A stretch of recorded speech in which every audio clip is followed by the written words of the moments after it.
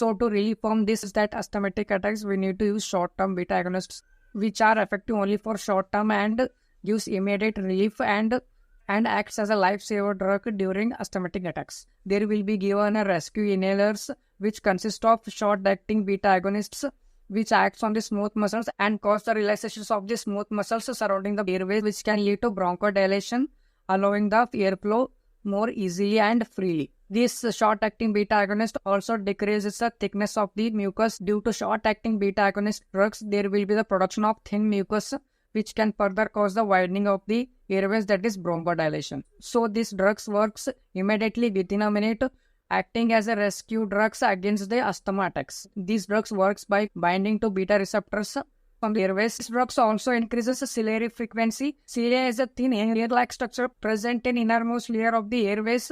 With the help of mucus, it traps the dust particles, any foreign particles from the environment, and passes it through a ciliary movement into upper throat in such a way that a person can easily exit out that foreign particles with the help of sneezing and coughing.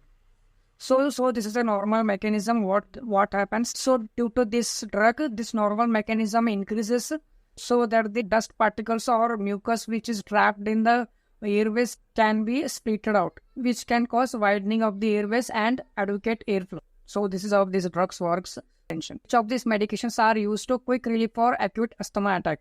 And your options are: first one, inhaled corticosteroids; second one, long-acting beta agonists; third one, short-acting beta agonists; fourth one, leukotriene modifiers. As we already discussed in this video, that short-acting beta agonists act as a rescue inhaler for asthma by providing quick relief for asthmatic attacks within minutes. So the right option is short-acting beta agonist. Inhaled